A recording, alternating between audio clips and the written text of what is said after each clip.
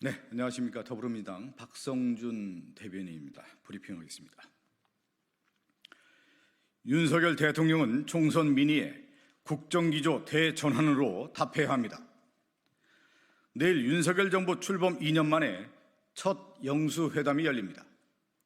내일 영수회담은 산적한 민생 현안을 해결하고 대내외적 위기를 극복하는 국정전환의 첫걸음이 되어야 합니다. 국민은 총선 민의를 통해 윤석열 대통령의 불통과 일방 독주를 더 이상 용인하지 않겠다는 뜻을 분명히 했습니다.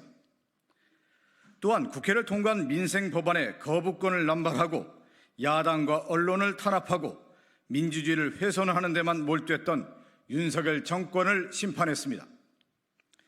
국민은 윤석열 대통령에게 국정기조 대전환을 요구하고 있습니다. 이재명 대표는 내일 윤석열 대통령에게 이런 민의를 전할 것입니다. 이제 윤석열 대통령이 답할 차례입니다. 윤석열 정부를 향하고 있는 각종 의혹을 해소하기 위한 특검을 과감히 수용해야 합니다. 그리고 민생 법안에 대한 거부권 행사를 자제하고 국회와 국민을 존중하기를 바랍니다. 내일 영수회담이 무너진 민생을 회복하고 대한민국을 휘감고 있는 각종 위기를 극복하는 전환점이 되길 진심으로 기대합니다. 국정기조를 대전환해야 합니다. 한 번만 더 할까요? 한 번만 더 하겠습니다.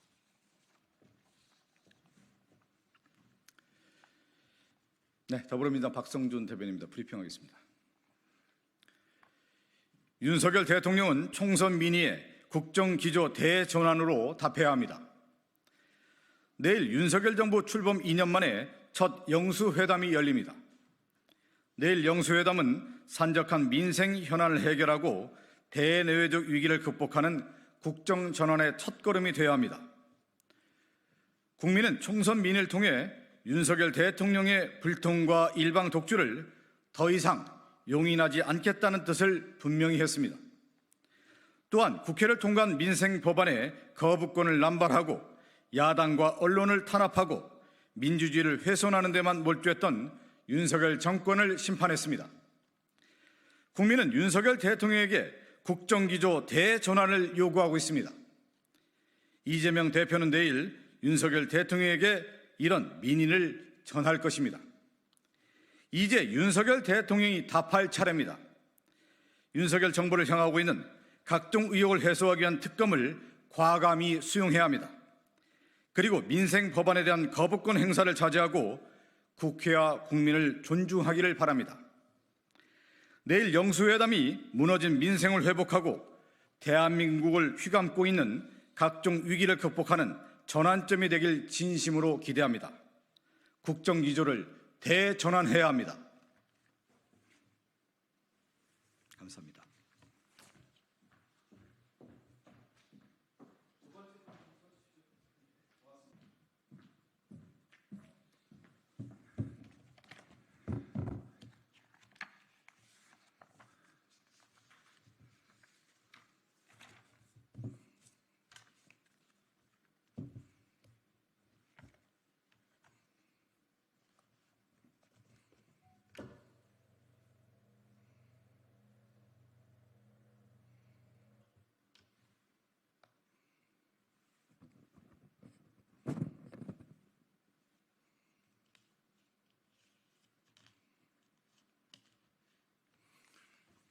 안녕하세요. 김민수입니다. 시작해도 괜찮을까요? 네. 운마이크 한 건 진행하겠습니다.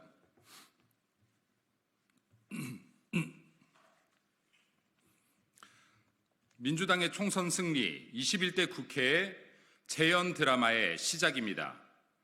민주당이 의회 독재, 의회 폭거 시즌2를 예고하고 나섰습니다. 민주당은 여야 합의 없이 5월 2일 본회의를 열어 신속 처리 안건에 붙여진 최상병 특검법과 야당이 단독 직회부했던 전세 사기 특별법 등을 표결하겠다는 의사를 비쳤습니다. 또다시 의회 협치를 파괴하고 의회 독재를 예고하고 나선 것입니다. 민주당은 총선 승리에 도취하여 민생부터 챙기라는 준엄한 국민의 목소리를 왜곡하고 입맛대로 해석하며 또다시 당리당락 정쟁 만들기에 고심하고 있습니다. 민주당은 더 이상 민의를 자의적으로 해석해서는 안 될 것입니다. 민주당의 의회 독재는 민생을 더 깊은 수렁으로 몰고 갈 뿐입니다. 민주당의 주장에는 국민을 위한 명분도 실리도 없습니다. 오직 정치적 이해에 대한 셈법만 남았을 뿐입니다. 최상병 특검은 지난 문재인 정권에서 민주당이 검찰을 못 믿겠다, 공정한 수사를 위해 필요하다며 일방으로 밀어붙여 만든 공수처의 조사를 부정하는 것입니다. 법과 제도를 그때마다 민주당 입맛에 따라 바꾸겠다는 것입니까? 또한 민주당에 묻습니다. 민주당은 올 한 해 대한민국이 갚아야 할 국채 이자만 29조, 한 해 예산의 4.4%가 지출되고 있는 것을 알고는 있습니까?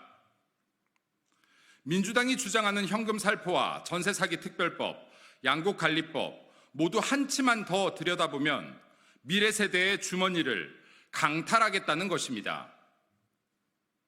세상 어떤 부모가 내 아이, 내 손주의 쌈짓돈을 털어 내 배를 채우겠다고 하겠습니까? 민주당은 국가와 국민을 위한 정치가 아닌 쉬운 정치의 길을 택하고 있습니다. 민주당이 향하는 쉬운 정치의 길은 결국 망국의 길이며 청년들을 좌절 앞에 무릎 꿇리는 일임을 잊지 않기 바랍니다. 이재명 대표는 총선 전까지 민생이라는 이름표를 붙이고 8차례나 대통령과 회담을 요청했습니다. 이재명 대표가 그간 외쳤던 민생이 진심이었는지 아니면 극단적 이기심이 만들어낸 망국의 정쟁용 회담이었는지를 온 국민이 함께 지켜볼 것입니다. 네, 이상입니다.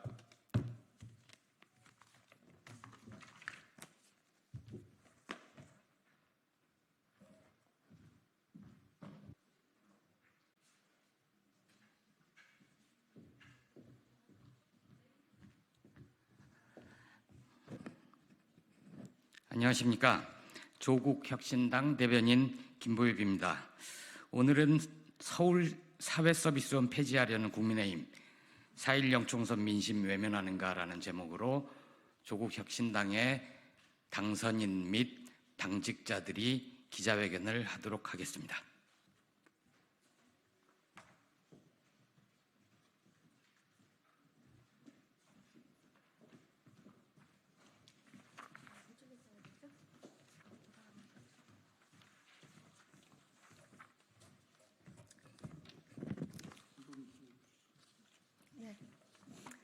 안녕하십니까. 조국혁신당 비례대표 당선인 김선민입니다. 국민의힘이 다수를 점하고 있는 서울시의회가 4월 26일 서울특별시 사회서비스원 설립 및 운영 지원 등에 관한 조례 폐지 조례안을 통과시켰습니다. 공적 돌봄을 강화하기 위해 치열한 논쟁을 거친 사회적 공감대 위에 설립한 서울시 사회서비스원을 없애겠다는 결정입니다. 국민의힘이 주도하는 서울시 의회는 총선에서 심판을 받고도 정신을 못 차립니다. 시대를 역행하는 폭거를 자행하고 있습니다. 약자와의 동행을 강조해온 오세훈 서울시장은 서울시 의회의 결정을 묵인하고 있습니다. 서울시 사회서비스원 폐지에 동조하고 있는 셈입니다. 서울시 사회서비스원은 사회서비스 지원 및 사회서비스원 설립 운영 지원 등에 관한 법률에 근거를 두고 있습니다. 이 법은 지나치게 민간 영역에 의존해왔던 아동, 노인, 장애인 등 돌봄에 대한 공공의 역할을 강화함으로써 공공성, 전문성, 투명성을 높이기 위한 법입니다. 국민의 복지 증진 기여를 목표로 하고 있습니다.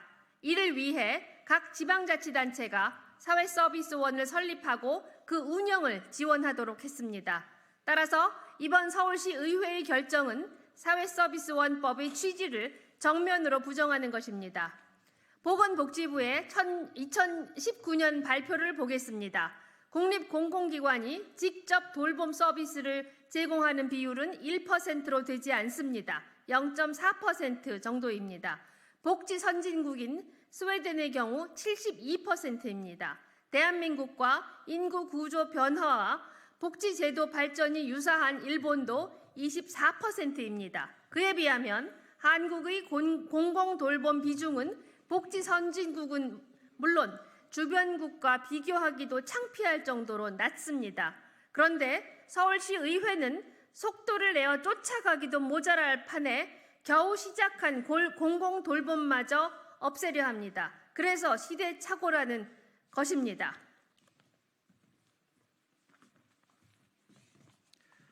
조국혁신당은 지난 총선에서 사회권 선진국 토대를 마련하겠다고 약속드렸습니다.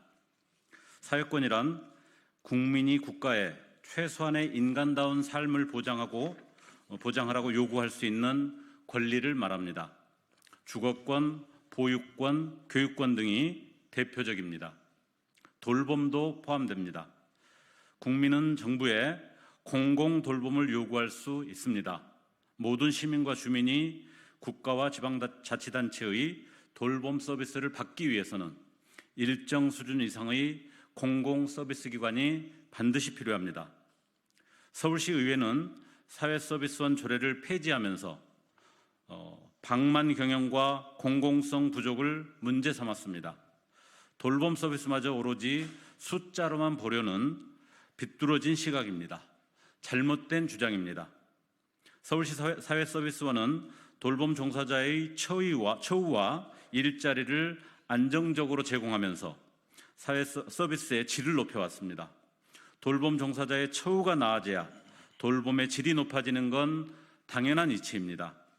또한 코로나19 시기 민간 영역이 할 수 없었던 긴급 돌봄을 책임졌던 기관도 서울시 사회서비스원이었습니다. 돌봄이 꼭 필요하지만 가족이 돌보기는 힘들고 민간 서비스를 이용하기 힘들었던 사각지대의 돌봄 대상자들에게 큰 힘이 되었을 것입니다. 이런 돌봄의 가치는 경영의 숫자로는 온전히 드러나지 않습니다. 오세훈 시장이 서울 시민의 삶에 조금이라도 관심이 있다면 서울시의회의 이러한 폭거에 제동을 걸었어야 합니다. 서울시정의 책임자로서 서울시 사회서비스원 조례 폐지 움직임에 적극 반대했어야 합니다. 오 시장은 그러나 그러지 않았습니다. 묵인하고 방조했습니다. 국민의힘 소속 서울시의회 의원들의 사회서비스원 조례 폐지를 독려하고 있는 것 같습니다. 오 시장은 2011년의 잘못을 그대로 반복하고 있는 것입니다. 오세훈 시장은 당시 무상급식 반대에 시장직을 걸었습니다. 당시 서울시의회가 통과시킨 무상급식 조례안에 반대해서 주민투표를 붙였습니다. 결국 나쁜 투표, 착한 거부운동에 밀려 사퇴했습니다. 이제는 학교 현장에서 무상급식이라는 단어 자체가 사라졌습니다. 학교급식은 당연히 무상인 나라가 된 것입니다.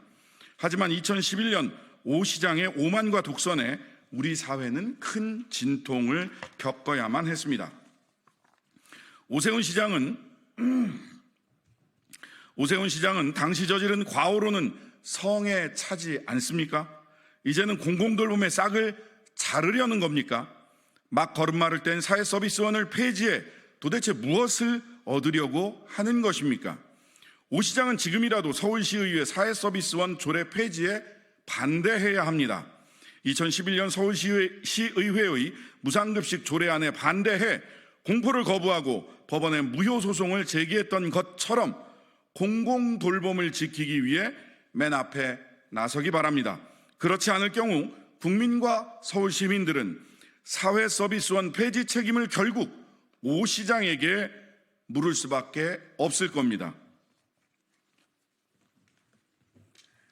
윤석열 검찰 독재 정권은 지난 총선에서 국민의 냉엄한 심판을 받았습니다. 민주주의를 후퇴시키고 민생 경제를 망쳤기 때문입니다. 민주주의, 즉 국민을 주인으로 모시지 않기 때문에 민생, 국민의 삶에 관심이 없는 겁니다. 국민의힘 전체가 반성과 성찰을 해도 모자랄 판에 국민의 삶에 지대한 영향을 끼치는 공공돌봄을 파괴하려 합니다. 국민의힘이 주도한 서울시 의회는 서울시 사회서비스원 폐지 조례안을 처리한 날 서울시 학생인권조례 폐지 조례안도 날치기 처리했습니다. 총선 직전에는 공공장소에서 일제 상징물을 게시하지 못하도록 한 폐지안도 없애려다가 여론의 반발에 부딪혀 철회했습니다. 그 조례안이 통과됐더라면 공공장소에서 우길기가 나부껴도 막을 수 없었을 것입니다. 당시 국민의힘 지도부는 총선을 의식해 그런 짓을 벌이려던 서울시 의원들을 엄격하게 조처하겠다고 했지만 총선이 끝난 뒤에는 조용합니다. 조국혁신당이 윤석열 정부와 오세훈 서울시장에게 요구합니다. 첫째, 오세훈 서울시장은 서울시 사회서비스원 폐지와 관련해 서울시의회 이번 결정의 거부권을 행사하고 재의결을 요구하십시오. 서울시민의 삶을 책임지는 시장으로서 그 도리와 책임을 다하길 바랍니다. 둘째, 사회서비스원 주무부처인 보건복지부는 서울시 사회서비스원 폐지를 막는 데 앞장서십시오. 서울시 사회서비스원이 제 역할을 할 수 있도록 지도 감독권을 제대로 행사하시기를 촉구합니다.